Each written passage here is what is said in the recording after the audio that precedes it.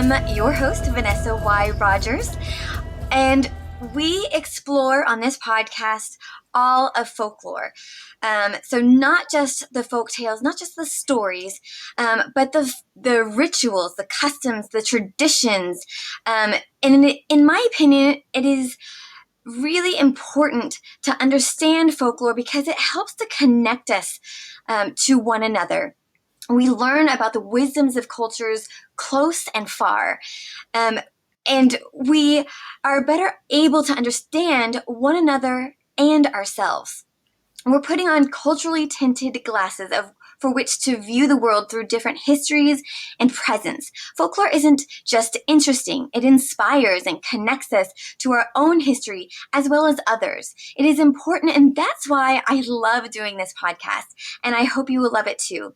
And of course, we hope that you tell your friends. So today, we have a really incredible show, and it's all about exploring a well-known urban legend on the European continent, Springman, and also Spring-heeled Jack, and its representations, evolutions, and cultural significance for the time.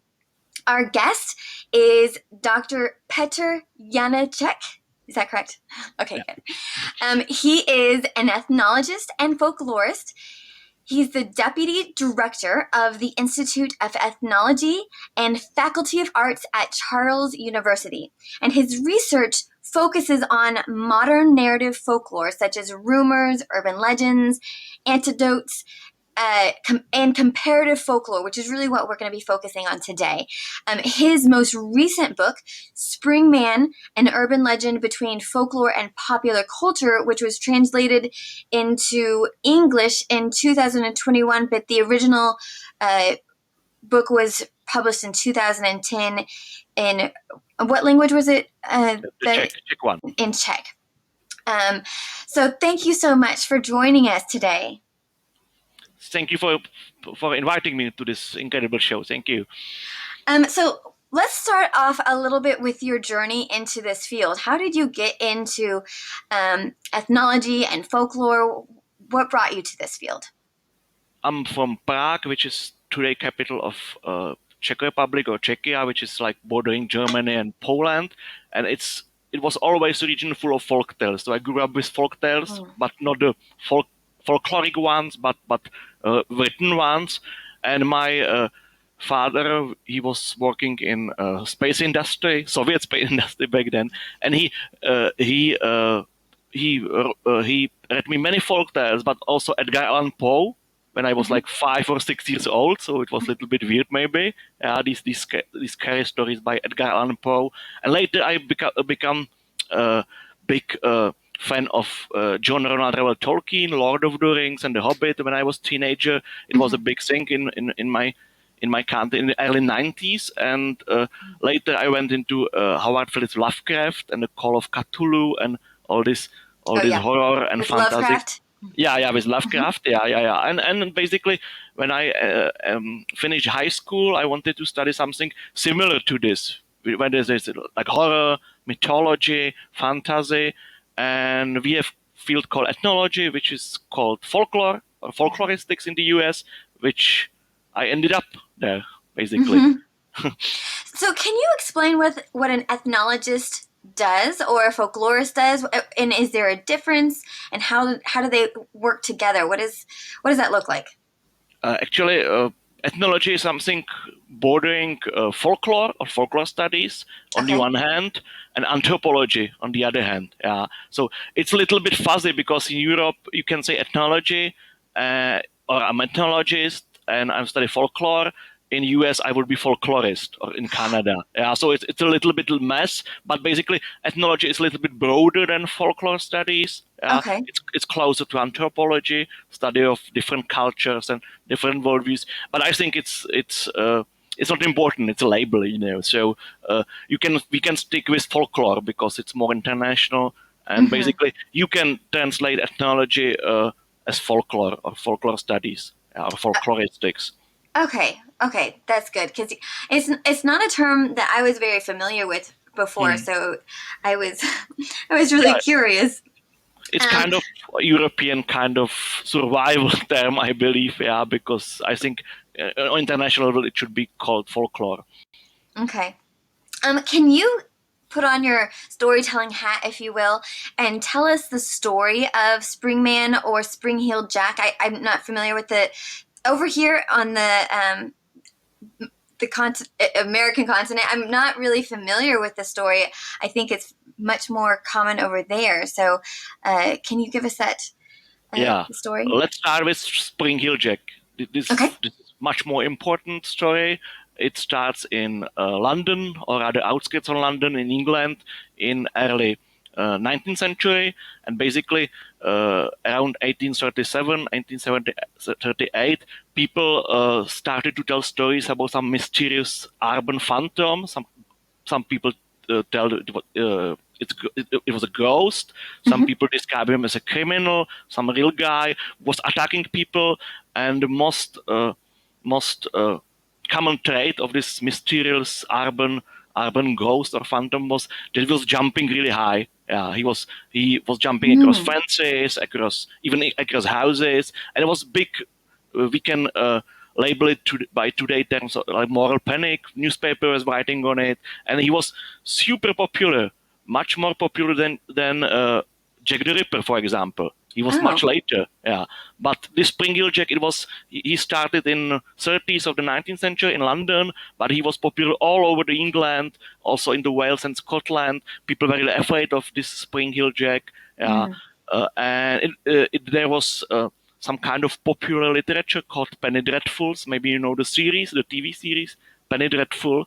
Yeah, and Penny Dreadful was also some kind of cheap print literature for basically working class. Yeah, some amazing stories. Later, it would be labeled as pulp fiction in the US, but it was called Penny Dreadful because it got one penny. It costed 1 penny, and it was like full of dread and stories. Yeah, so Penny Dreadful. Okay, yeah. Yeah, Penny Dreadful, and he was in this kind of media. He was in theater as well. He was really big. Yeah. Later, there was other phantoms similar to him. Sweeney Todd.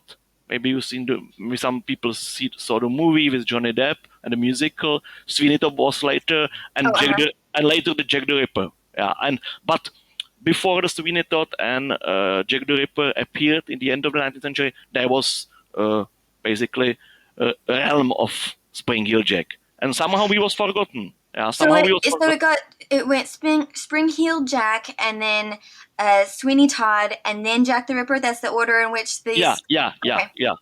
But somehow Sweeney Todd became like immortalized by this musical and by this movie. Jack the Ripper is super alive even now. Yeah, so but Spring-Heeled Jack became somehow forgotten. He was basically, and I think it was much bigger thing back then. Yeah, among all, not just the working class, but all the people, and basically his stories about him stopped to be disseminated in the beginning of the 20th century, before the First World War. Yeah, before the World War I.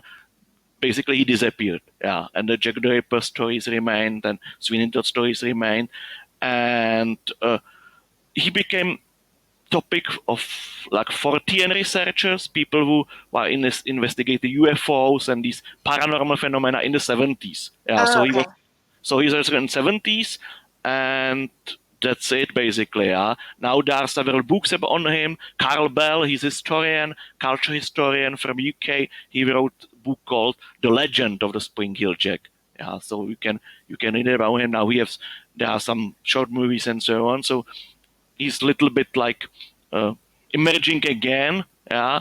But basically, so Spring-Heeled Jack is jumping phantom, UK, 19th century, a really British thing which was forgotten. And was he a serial killer like Jack the Ripper, or no? He was just assaulting people, especially women. There are some. Yeah, so he never killed anyone except fiction, but he was just basically grazing people and mugging people. Maybe several muggings have been conflated in this figure. Yeah, there was not just a single person, but there are many like theories and conspiracy theories. There are some, for example, very important people like nobles, aristocracy, posing as Spring-Heeled Jack, but it's remained mysterious. Most of it was folklore, just stories. just rumors, urban legends, even songs, and so on.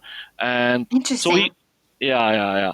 And my book basically moved from the UK to the continent, to the European continent, because I discovered that there were similar stories also in other parts of Europe, not just the UK. And there have been much later there, basically in the 20th century, between the wars and especially during the Second World War.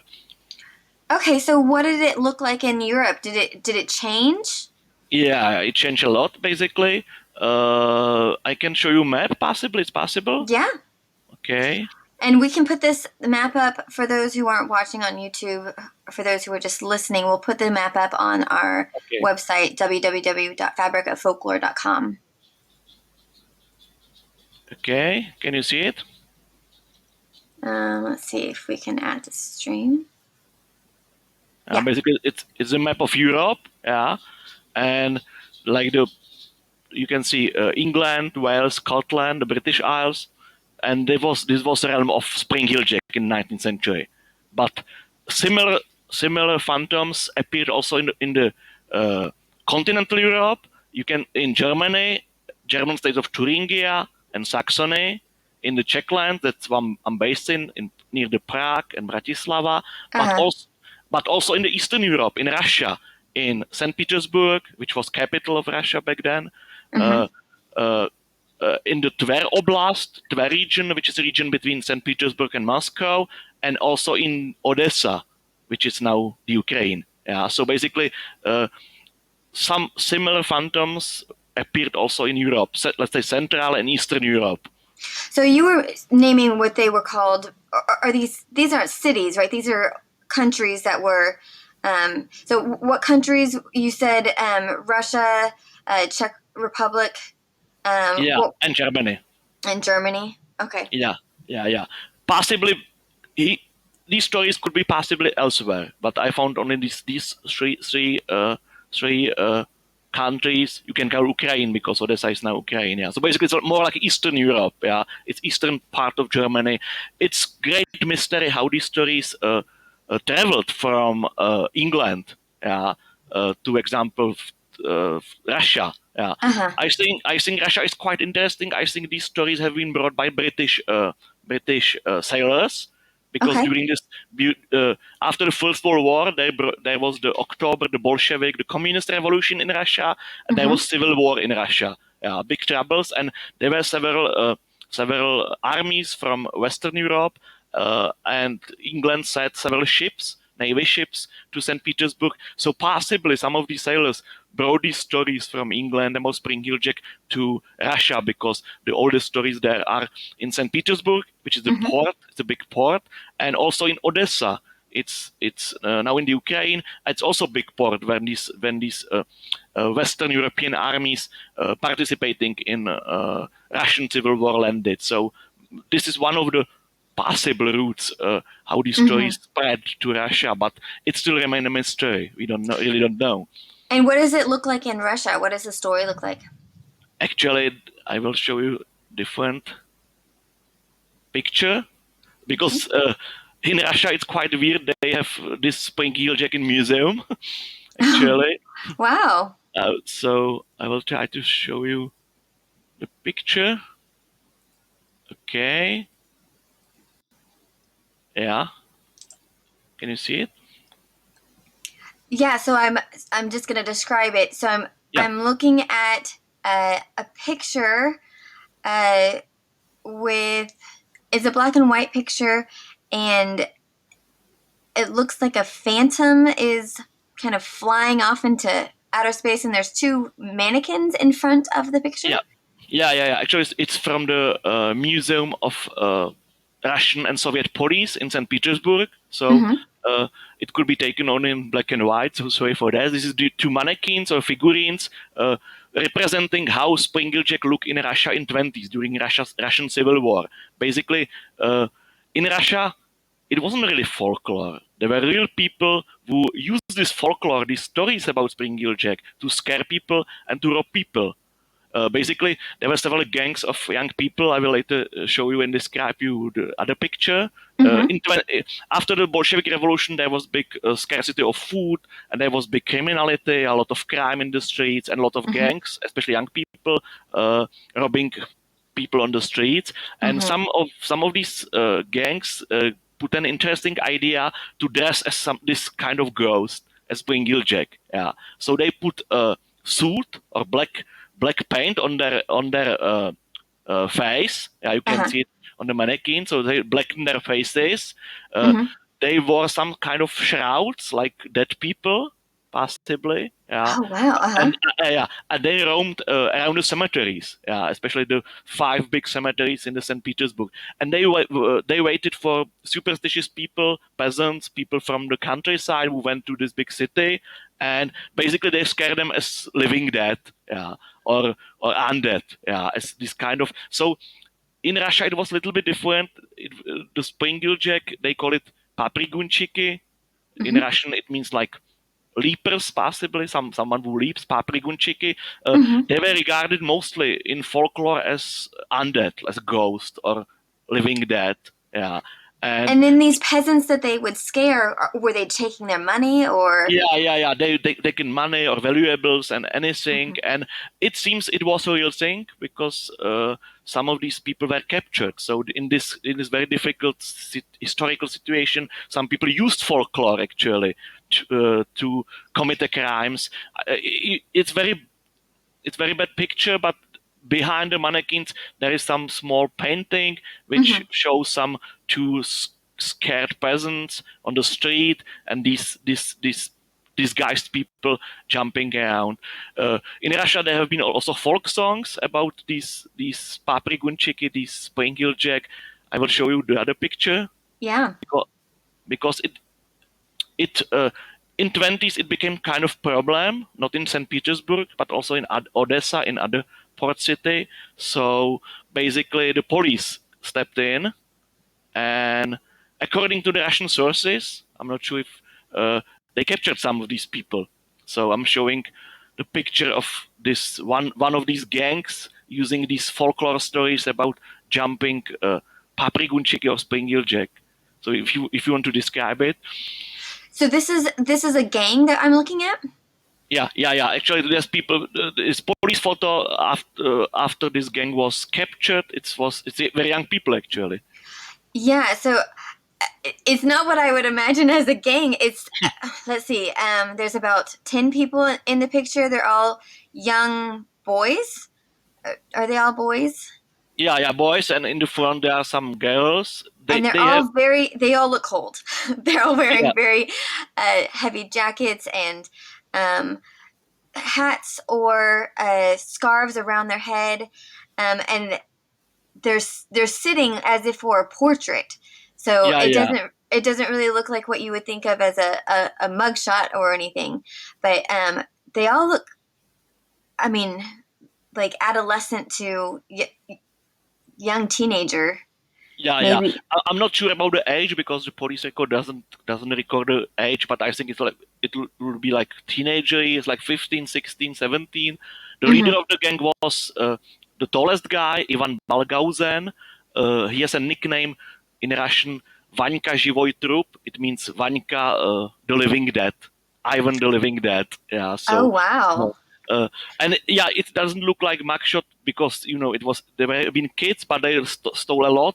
Yeah, the police found about, I don't know, like 100 fur coats, yeah, or many jewelry, a lot of jewelry and so on. But I think the main reason was poverty, a scarcity of food. It was not like real criminals; they just wanted money to live basically in these troubled times. Yeah, right. Just possibly street kids. Yeah.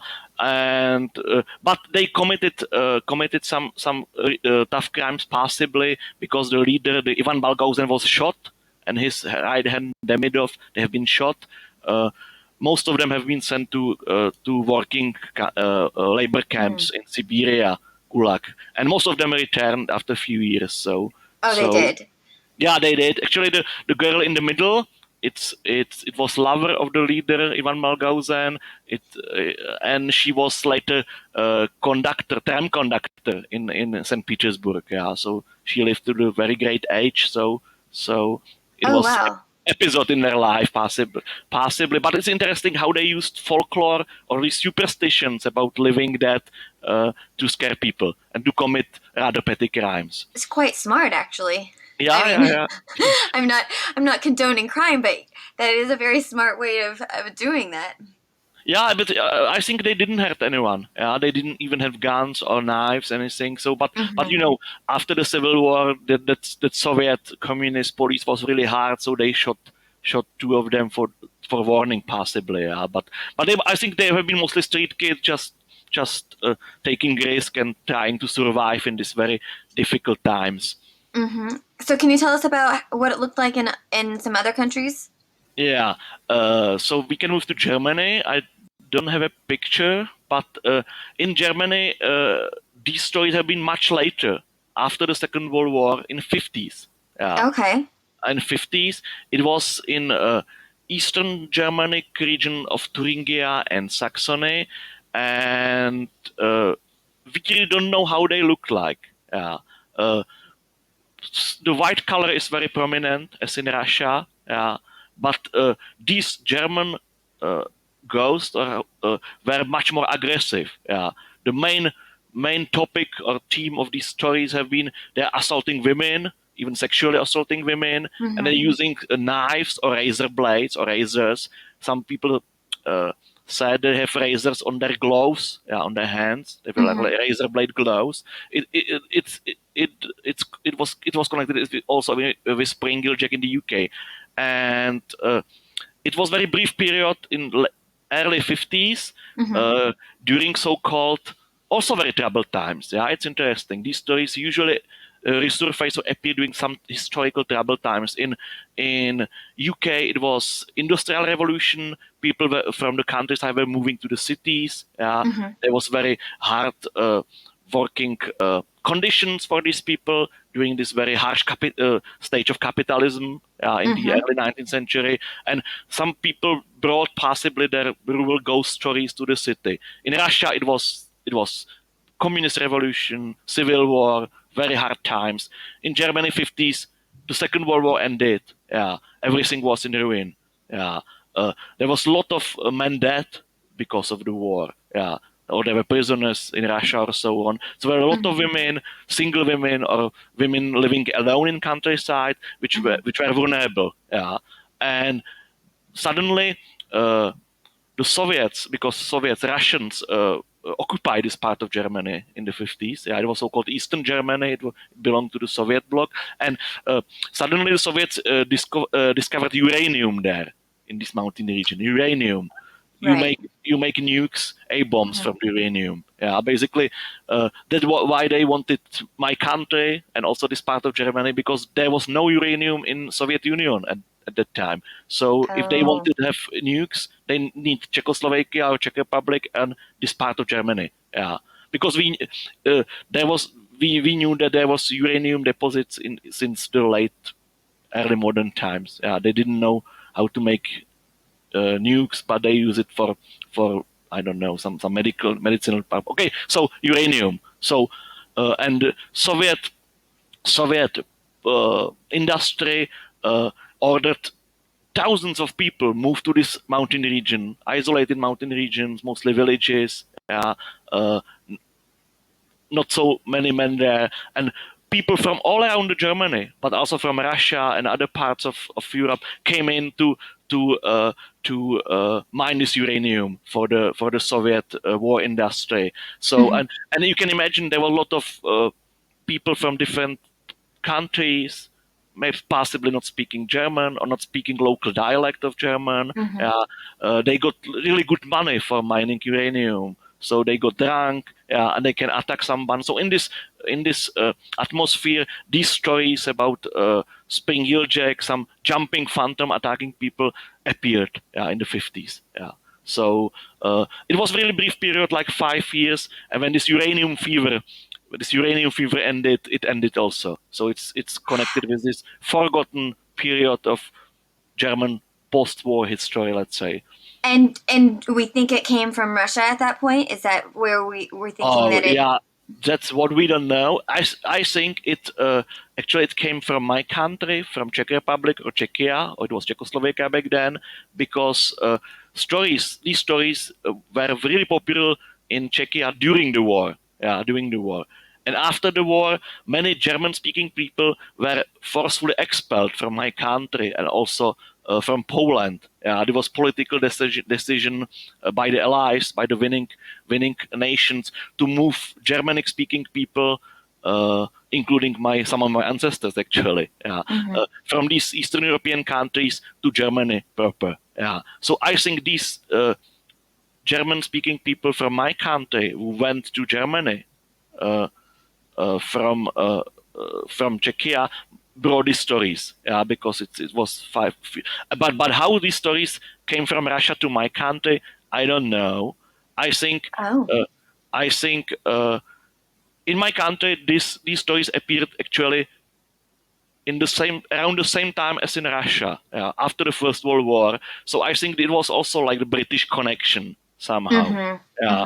Because there were some people working in UK, or maybe more possibly it's wartime experience.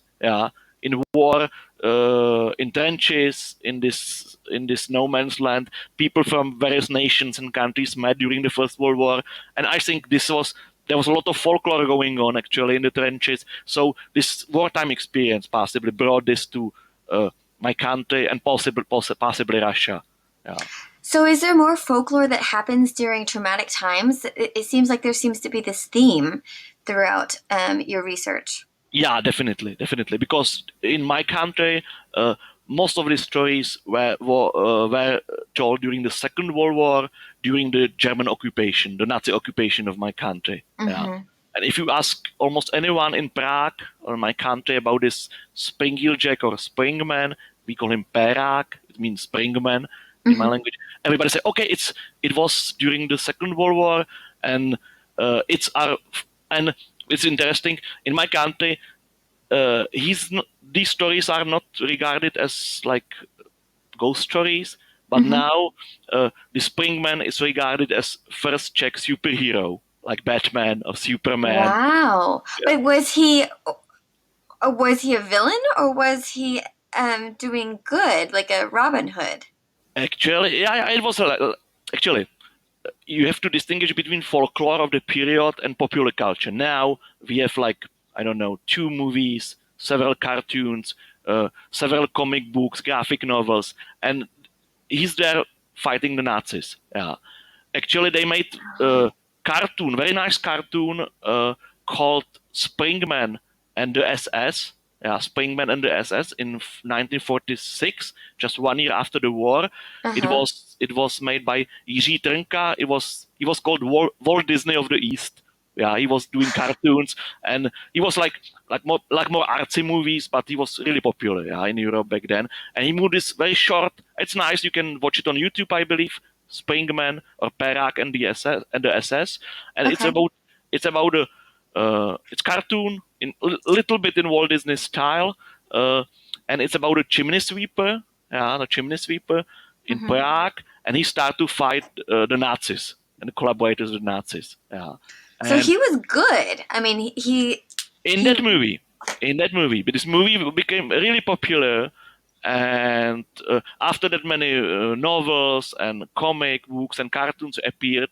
But I looked into the memories of people who really remember these stories from the Second World War. There are not many of them left. But a few years ago, we have many people who remember it. And let's say 70-80% of these stories we have been afraid. We were afraid of this Springman. Okay. So he's been evolved for film to be a good guy rather than a criminal. Yeah.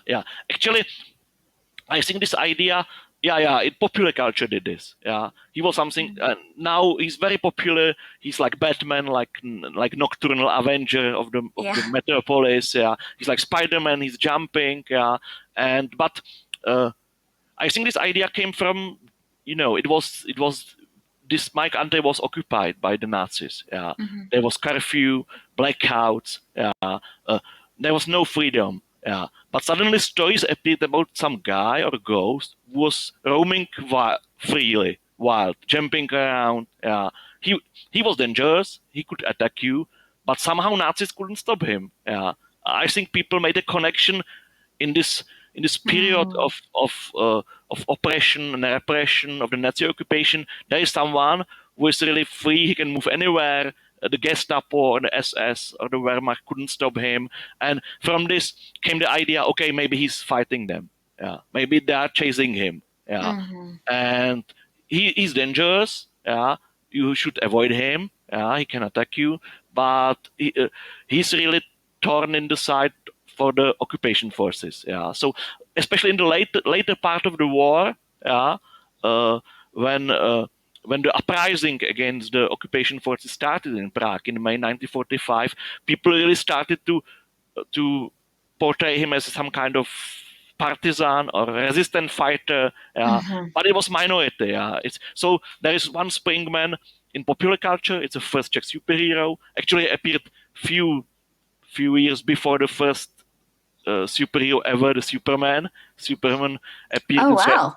Superman, I believe, was created in 1938, Mm-hmm. and Czech Springman appeared in 1919, yeah, after the First World War. And if you go to the UK, to the Springhill Jack, it's even 100 years before. Yeah, so that's my country, and basically, I was drawn into this because my late grandmother told me a lot about this Springman because she remembered the war. She was like 17, 18 during the end of the war. Mm-hmm. She was from the baker's family in the like the mountain region, the countryside. They have a bakery, but in the end of the war, even uh, very young girls have to work in the Nazi war industry.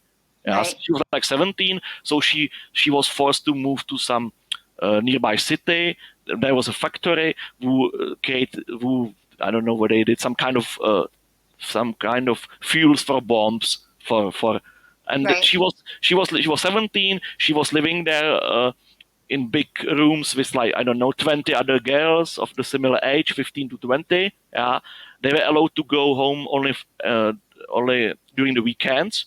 Yeah, and she and they talk a lot about the Springman there. They're really afraid, these girls, because they were alone, and she always told me stories about the Springman. She was more on the superhero side. Yeah, she said, okay, he was dangerous maybe, but we were really thinking he's really fighting the Nazis. Yeah, because we cannot. Yeah, we are just the girls.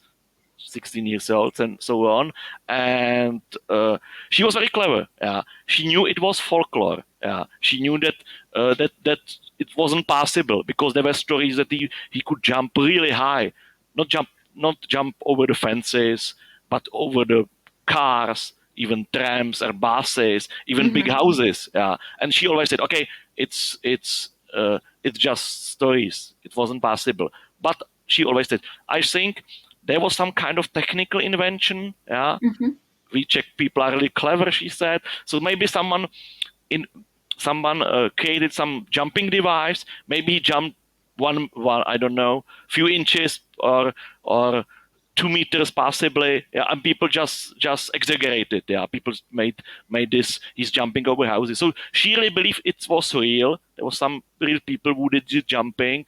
Uh, Uh-huh. but the rest of the stories, like he's fighting Nazis, it was folklore. But still, you can meet very old people in my country who remember this, and they swear it was real. This guy existed. He fighted Nazis, but we have no proofs. Yeah, I think Now, it's folklore. so you don't think that something similar was happening in your country as in Russia, where someone was trying to emulate, uh, like the gangs were pretending to be the undead? Was anything like that happening where your grandmother was as well? Do you think, or do you think that it was just a story that was passed? It's a very good question, actually. I think it's not possible because in Russia, there was no police, there was civil war, there was a lot of street crime, and during the Nazi occupation, actually, there was actually, it was lowest crime records in history. Yeah, because there was Gestapo, the Nazi secret police. People were really afraid. Yeah, uh, uh, and if you commit any crime, it will be very harsh. You get shot or you get to the concentration camp. So it's not possible. Yeah, it's not possible. I also checked police records from that period. I also checked Nazi secret service records because they monitored rumors and stories which were people talking. No, it was pure fabrication. It was beyond their level of recognition. Yeah, it was just stories. But it was very important for these people because it was some kind of hope. Yeah, in these bleak times. Yeah, I was going to ask, was there a psychological need to create these stories to have something else to focus on? Yeah, it was, especially during the last few weeks of the war, it was really helpful. And there was even something like mass hysteria. People were, I don't know, in some public place, square, and someone shouted, "Springman, it's over here. He's fighting the Nazis." And people just turned around, and it was like mass hysteria. Nobody saw anything. Yeah, it was maybe they saw some moving shadow or something, but it was important. It was also important psychologically. Because it gave people hope. Yeah, I'm not able to fight Nazis. There are too many of them. Yeah, there were people fighting the Nazis, the resistance. Yeah, the partisans in the woods. Yeah, but it was hard for for ordinary people to do it. Yeah, and this Springman was some kind of psychological, maybe safety valve or mechanism how to let out the steam. Yeah, because you cannot joke publicly at that time, tell jokes about Adolf Hitler or Nazis. Yeah, Right. But it seems talking about Springman was allowed. Yeah, in pubs or cafes. Somehow the Nazis think it's okay, or maybe they didn't understand it. Yeah, they wrote in the newspapers about this during the war. Also, yeah, there was censorship. Wow. Nazi censorship, and they wrote about it. So it was really important, but they wrote about it jokingly. That some superstitious people believe in jumping guy, and it was some kind of like funny stories, local stories. After the war, these stories. And who is doing the writing? Is it the Nazis that are doing the writing? No. Local writers, Czech writers. Yeah, Okay. Especially the sci-fi writers of that of that time, and it was censored. They for example, wrote that it said this guy this Springman is fighting the police or the army, but it got censored in newspapers. It didn't appear. Yeah. And so, but it was important because in three most important nationwide newspapers, they run topic on the Springman, but as a joke, some kind of funny stories. In this modern age, some people believe in this nonsense, but actually, thousands of people, maybe tens of thousands of people, maybe even more, believe in that nonsense. Yeah. Or they wanted to believe, and so they did. They wanted to believe. Yeah. But in your description, it also said it made its way to the United States. How did that? Yeah, evolve? I'm not sure about it. It's called the Baltimore Phantom in Baltimore, and it was a brief period of activity. I think this was some prankster, some real guy who know the original British stories about Springfield Jack and Scare Days, and I think there was some cult, some in Massachusetts somewhere in some city. There was a phantom called the Black Flash. Around this period in 40s, and it was very local. Yeah, it was just single city, single person, few weeks or few days. So it made its way to the United States, but it was evidently the British connection. Okay, but it was very small and it didn't last very long. Yeah, it was very small, but I think the latest, how to say it, iteration of this Sprinkle Jack was in India, in Delhi. Oh, right. Wow. Yeah. In India, in Delhi? Yeah, it was maybe possibly also British connection, but very late, 2001, I believe, in Delhi. There was a mass hysteria about so-called Monkey Man. They call him Monkey Man. And there was public hysteria about some jumping phantom in the streets of Delhi in some one specific district, and the difference is that the guy looks like monkey. Yeah, so it wasn't ghost or Oh. and I found even some Indian psychologists and psychiatrists wrote about this as a prime example of modern mass hysteria. Yeah, so but I think the core is not mass hysteria; it's folklore. Yeah, it's these stories about jumping ghost or jumping phantom. They just label him Monkey Man. Right. They even have local name in Indian language, in Hindi language. I don't know it now, but it was 20 years ago. And it's possible it reappear elsewhere because I have one student. She did field work in Indonesia, in the Pacific, and they have also these stories about jumping ghosts, attacking people. It's connected with the tourists from Europe or US or Australia. Oh, so going there. the monkey man or the jumping man is attacking tourism or No, tourists. no, no. They are tourists are these monkey men. Yeah. Oh. Like the people Oh. from the West. So maybe folkloric critique of colonization or post-colonization kind of. Mm-hmm. Yeah, yeah. And it's very elaborate in Indonesia. They have stories that these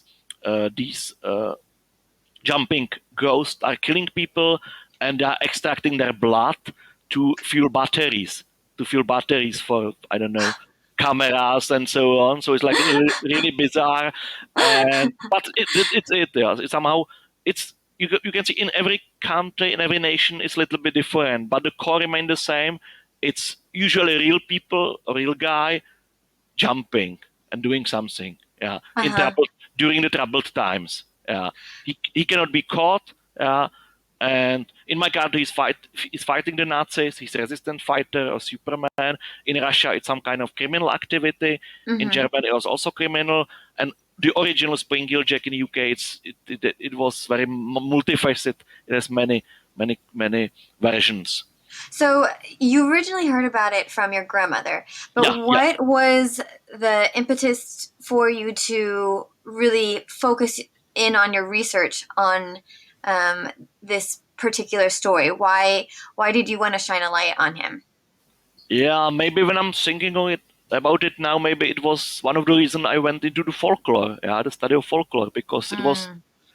she believed in it, but it was clear to me that it couldn't exist. Yeah. And later, I discovered some comic books about the Springman, and Hmm. I always wanted to read when I was a kid. I always wanted to read a book on Springman. Yeah, Oh because wow. first Czech superhero, like a scholarly book, academic book. Yeah, to Hmm. solve did he really existed or it's just fabrication and Maybe you need to make a companion comic book series yeah, for your academic book. yeah. Actually there are several comic books and there's several movies, yeah, so it's done actually, yeah, Oh, uh, great. but when I was in the high school, at the university actually, at the university, I discovered there's no such book. Yeah, there was some research in '60s on this. Yeah, by Hmm. folklorist. There was Miloš Pulec. He was folklorist also in Prague, and he did some research on this.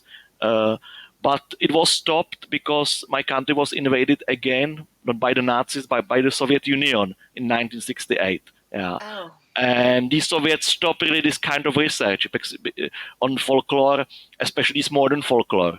Yeah, because I don't know why. I think it would be very good for Soviets. You know, he was battling the Nazis, not the Soviets. But actually, he battled Soviets as well. When the Soviets invaded Prague in 1968, during the so-called Prague Spring, several cartoons appeared which depicted Springmen battling the Soviets. Yeah, Oh wow. destroying Russian tanks and so on. So Yeah, maybe that was the reason why this research was stopped there, because probably. actually, yeah, because he was resistance fighter in during these times. Yeah, so that's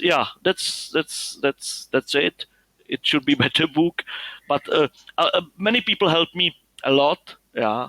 Uh, Rainer Hoberg, he's my colleague from Germany. I knew nothing about these German versions, and he contacted me because he knew my previous book, which was published in Czech, and he Hmm. contacted me because he's a local collector of folklore in Eastern Germany. Yeah, and he independently discovered these stories, and also he didn't know that it was in Prague in Czechia. So we got connected, Oh, and wow. I also later met some colleagues from Russia who were not really interested in this, because in Russia they don't regard it as a folklore; they regard it as a history, because they have this Right.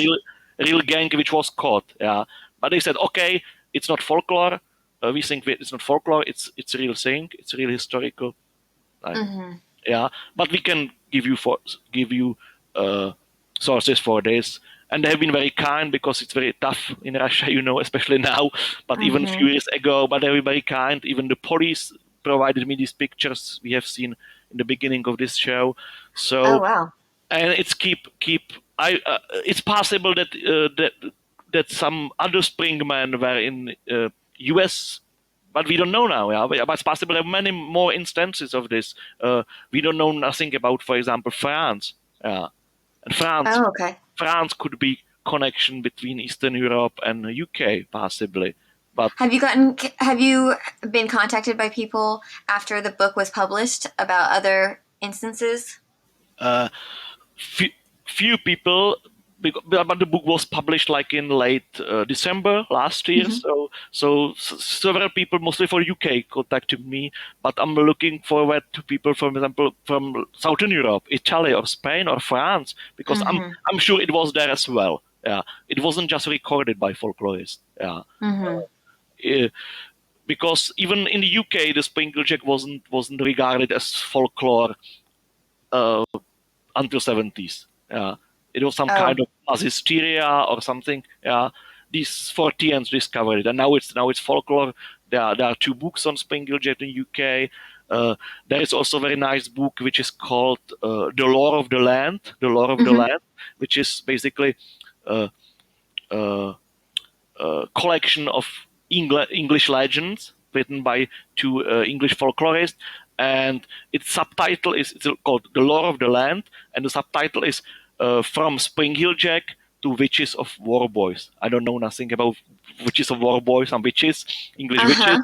Yeah, but the Spring Hill Jack is in the subtitle, so now UK Right. folklorists regard this as very prime example of English legendary and folklore. Yeah. Not Hmm. so much in Scotland and Wales. Yeah, he was much more in these big industrial cities like London or Sheffield and Manchester.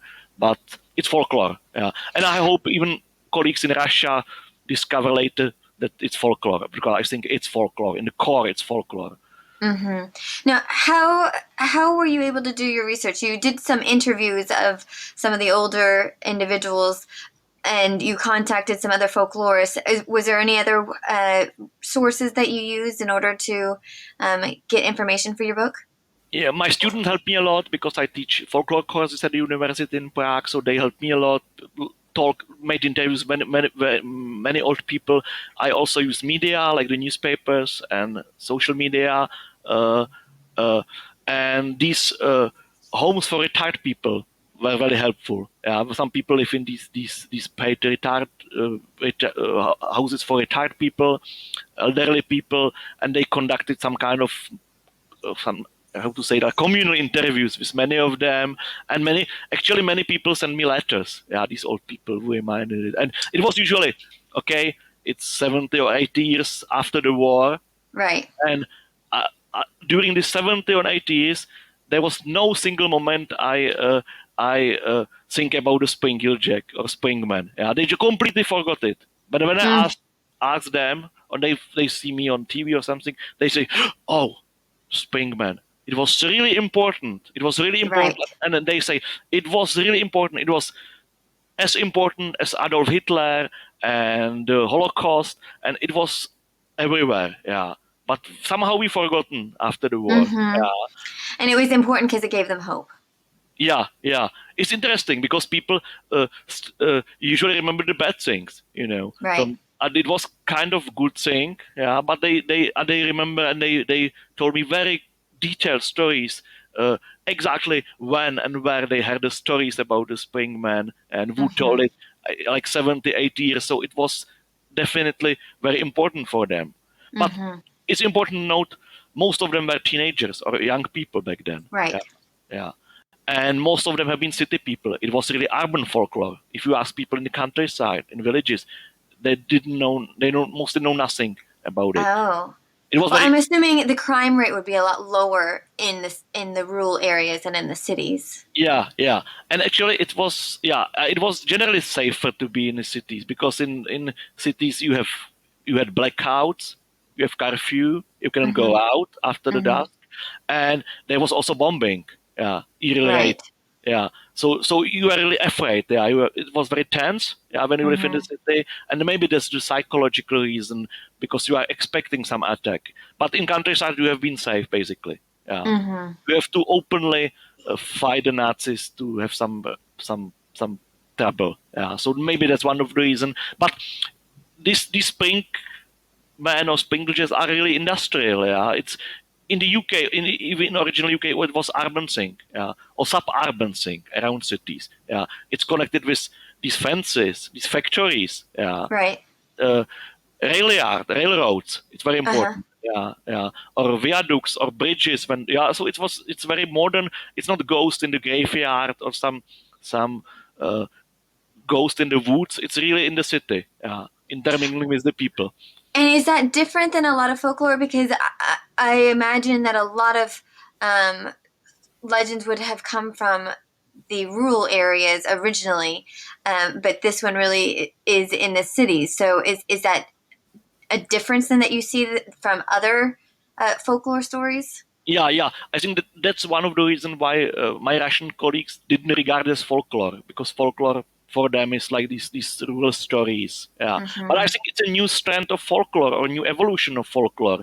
Hmm. Originally, it was possibly some ghost stories, yeah, or some Hmm. legends about some jumping ghost or demon. But in this industrial milieu in these cities, it became more realistic story about guy who put springs on his feet or some Hmm. jumping device. Yeah, uh, because for example, in my country, it was working class folklore. Everywhere it was working class folklore, and these Hmm. people actually were not superstitious. Yeah, most of them, for Hmm. example, even didn't believe in God. Yeah, they were atheists in my country. Yeah, many of them. Yeah, and they said, okay, there is some jumping figure jumping around. They say, okay, it couldn't be ghosts because ghosts are not real. Yeah, so they just kept thinking and said, okay, it has to be mechanical. It's mechanical. Yeah, it's Uh-huh. realistic. They're very Yeah, logical about it. yeah, it's logical. And especially during that time, during the Second World War, these these steel springs became were quite a new technology used in cars, for example. So they saw it in the factories. Oh, Uh, right. Yeah. Especially, these steel springs. Now we can imagine sofa or something like that. But in the 40s, this was like, I don't know, nanotechnology or artificial intelligence now. It was Hmm. really super new technology, and they were not really sure what it's capable of. Yeah, they put it in the cars and tanks and so on, and suddenly and they think, okay, so maybe someone invented some jumping device. To jump really high. Yeah, so it was Hmm. realistic. Now we have these jumping devices actually. Yeah, we can use it for fun, but Right. it didn't exist in the 40s. So I think it's folklore, some kind of realistic folklore. Yeah, in 19th century or before the Industrial Revolution, it would be ghost Hmm. story or legend. One of our the folklorists that came on the show, Dr. Bronner, says that there's always folklore that happens around new technology, and he told us stories specific to like the microwave oven and also the computer. And he said there's always apprehension around new technology, which is why people oftentimes will create folklore around these new things that they're unfamiliar with. Yeah, that's great. Yeah, that's a great idea by Simon Warner. I remember the microwave stories. Now we have 5G. Yeah, the and these kind of conspiracy theories and stories or cell phones. Yeah, so Hmm. possibly, yeah, it's a good idea actually. It is not in my book, but I could consider it.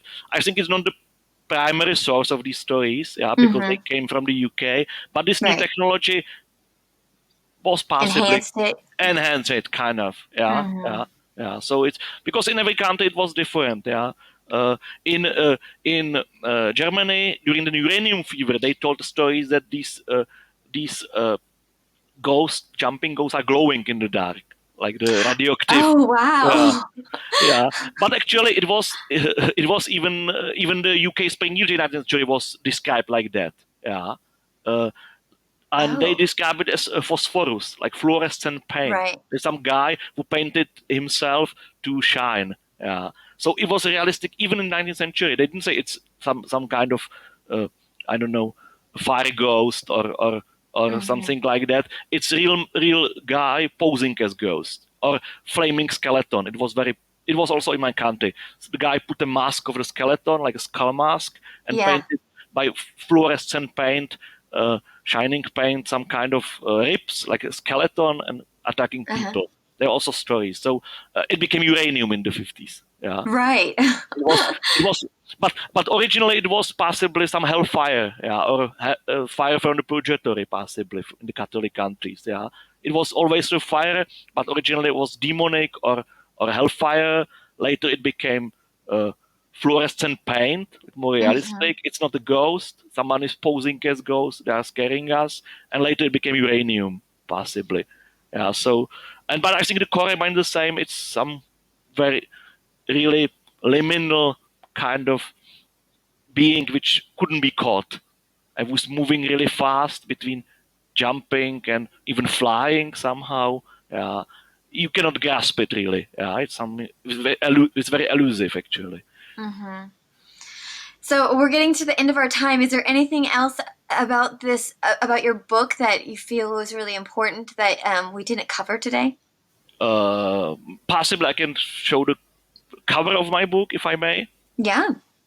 And I would be really glad if some listeners that Springman. Yeah, it's my book in English. You can buy it anywhere. But if anyone knew some And we'll put a stories, link up for it.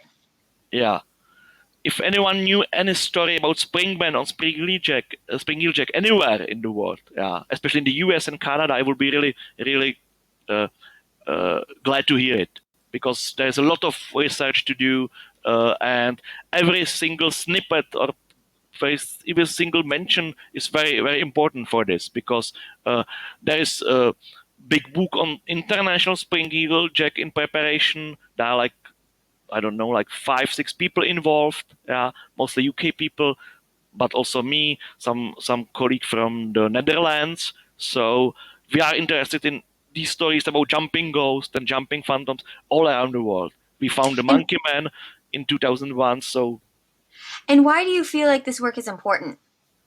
uh, I think it's important that because it showed that folklore is alive even now. Hmm. Springil Jack died out. He has been replaced by the Jack the Ripper in popular consciousness and popular culture. But later it appeared in Russia, in during Nazi occupation in my country, in Germany, 20 years ago in India. So it's something which keeps returning somehow, yeah? And we Hmm. are really eager to uh, to know why, because you know it's not really a good story actually. Yeah, this idea that some guy in city or urban setting is jumping or possibly attacking people. It became better story, for example, in Prague when he's fighting the Nazis as Hmm. superhero. Yeah, but the real core narrative core of this is not really interesting. But somehow people found it interesting and make new meaning for this. So Hmm. that's fascinating because it's not good timeless folk tale like Cinderella or something Hmm. like that. Yeah, it has a clear heroine. It's clear plot. It yeah, but this is very kind of you cannot grasp it. Yeah, it's very strange, very elusive. Yeah, but somehow we still don't know how people all around the world found it interesting and important, especially during the troubled times. I And believe. so your work is really invested in trying to find the why to why these stories are continuing. Yeah, we know when. Possibly, we know when it started during the Industrial Revolution in England in early 19th century. But the why, the why, because we are collaborating with psychologists and sociologists, for example, because during troubled times like war or civil war or occupation or even that uranium fever, these stories started to reappear. Mhm. They gave people hope on one hand. On the other hand, they're really scary. So I think it will be very interesting to know what social function these stories have, and why Mhm. people think they are really, really important. Because every single one of people I interviewed, they were really old people, but somehow it was crystal clear when they talk about this Springman. Yeah, some Mhm. of them even uh, describe him, that they saw him. Yeah, and it's very interesting border between fantasy and fiction on the one hand and some reality on the other hand. Yeah, even in my Mhm. neighborhood in Prague, I met a very old lady who she died a few years ago, but she insisted that she saw him. Yeah, and she showed me the exact place, how he looked like. It was a real person, was jumping really high, and he had light bulbs all around him to shine. Yeah, Oh, in the wow. dark. Yeah, so it's so and so so it's interesting. You can meet. I think in India there were hundreds of people who saw the Monkey Man. So it's also very interesting because it's not just a narrative. Yeah, it became a reality. Some people can pose, as in Russia, as this kind of phantom. Yeah, Mhm. so this is also very interesting. It's not just the narrative; it's social practice. It could be social practice. Yeah, Right. Right. It's social practice in some places. yeah, yeah. Well, thank you so much for joining us. This has just been a really fascinating topic that I knew nothing about. So I'm really grateful that you were able to come on our show, and we'll definitely add your email so that people who can contribute to your research can contact you so that you can continue this fascinating story and Oh, that would comparative be narrative. amazing. That would be amazing. Thank you. Thank you. Thank you for inviting me to the show. And thank you, folksy folks, for joining us on this fascinating journey today. All the references we made, the links for the pictures, for instance, and maybe if you have a link for the songs or some of the cartoons, if there's available on YouTube, we can add those as well, so people can look at that. Once again, that website that we'll put everything on is www.fabricoffolklore.com. And we want to hear from you. Have you heard of the legend, or what version did you hear uh, when you heard it? Did you have questions that we didn't answer? Please let us know in either the comments on our YouTube page or on our Facebook page community group. That is there for you so that we can really explore the areas of interest that you are interested in exploring.